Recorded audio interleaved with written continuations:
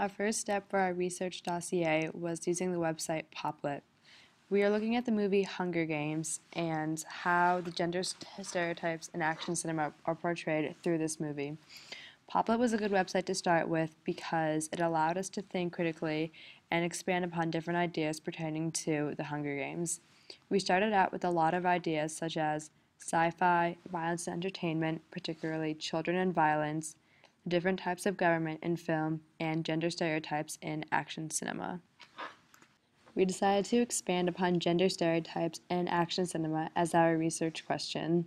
We looked at female empowerment, female characters being portrayed as the hero, and other sources of gender in the action role. One of the articles that proved most helpful was from the host EBSCO. EBSCO is a site featured on library services, found right here, that we used to find a very helpful article. These all are Out of all the articles that we found, one of them proved to be the most helpful for our research topic of gender stereotypes in action films. This article by Elizabeth Mastro shows how the influence of genders, specifically girls, in films can be influenced and portrayed very differently depending on the audience. Moving back to Poplet, we then looked up articles that we found on IMDb pertaining to women as main heroes in top movie cinema. The Hunger Games was rated number 2 in the top female lead action movies, which was really interesting to us because it was also portraying a teenage heroic role for a girl, which the other surrounding movies did not include. From there, we then went back to Poplet and looked up the article of a PDF file pertaining to gender oppression in cinematic content, a look at females on screen and behind camera in top grossing 2007 films. This PDF file proved very informative for our research project because it gave us a lot of statistical references to movies that characters in women films. One part of the article that we found really interesting was their segment on the nature or which ways females are presented on screen and how it is also problematic because females are more likely than males to be young, thin, and shown in tight, revealing attire. We found this to be interesting because The Hunger Games really veered away from that look for Katniss as the main hero and female character. She was portrayed much more as a warrior and did not show these attributes throughout the film.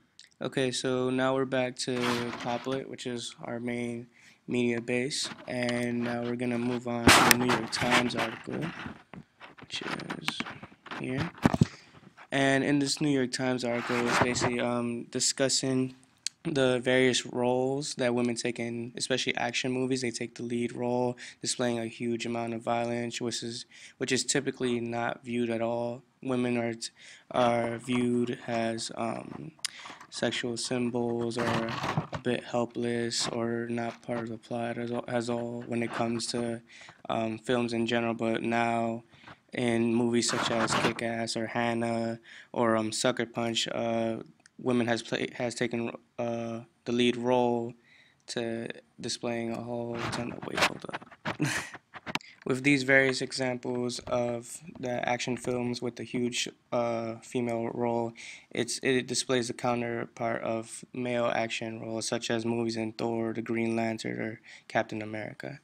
So now we'll return to Poplet, and we'll talk about the Atlantic article, which is the rise of female-led action films. So in this article, is basically talking about how in the past, women has been viewed in films to like not really contribute anything in the plot or take a big chunk of the main plot of the film. But recently, females have been taking a male's role and becoming more involved in the movie.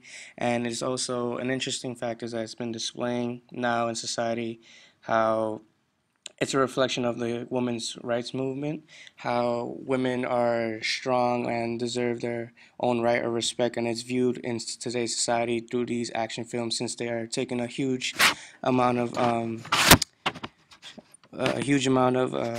responsibility and role inside these movies of today's society.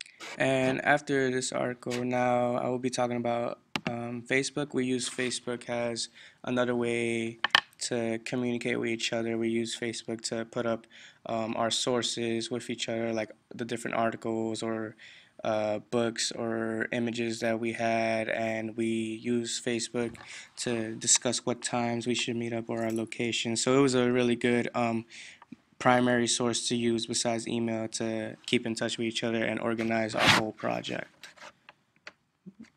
In conclusion, this research project has been really informative for us to understand how to use online resources as tools for this project, as well as the library resources. And we'd have to say that Poplet was our favorite resource to use, and that we appreciated Poplet the most because of its visual accessibility and our organization of our ideas, our contributions, and our collaborations within different people of the group.